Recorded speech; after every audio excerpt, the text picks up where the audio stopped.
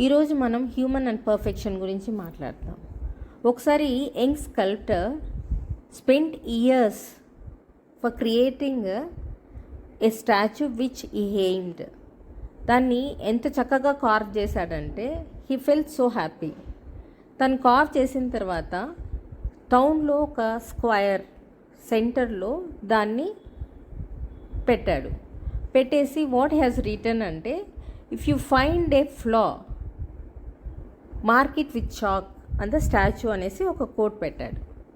Next day evening పోయి చూసుకుంటే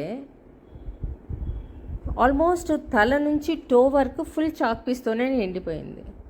so he's heart was broken. అంత కష్టపడి 2 years నేను చేస్తే సో వాళ్ళు ఎంత ఈజీగా పెట్టేశారని he went to his teacher and చాలా ఫీల్ అవుతూ చెప్పాడు. So teacher smiled at him and he has given suggestion. So next day ఆ స్టాచ్యూ దగ్గరికి వెళ్ళి కోట్ ఏం పెట్టాడంటే టీచర్ చెప్పినట్లు, so if you see a flaw please correct yourself అనేసి కోట్ పెట్టాడు. సో నెక్స్ట్ డే ఈవినింగ్ పోయి చూసుకుంటే not even a small dot with chalk was not there on the statue.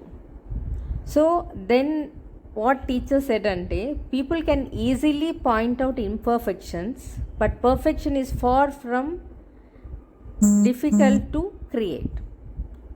అంటే మనం పర్ఫెక్షన్ని ఒక ఐడియల్గా చూసుకుంటాం అంతే కానీ సో దాన్ని మనం ఒక్కసారి ఏదైనా పని చేయాలంటే పర్ఫెక్ట్గా చేయాలి అనుకుంటాం, but to reach it is going to be very difficult.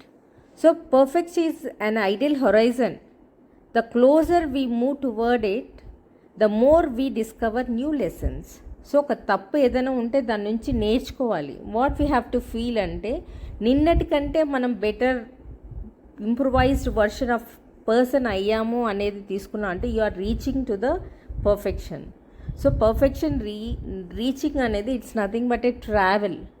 So that is the beauty of being human. So thanks for joining Shri Rhythms.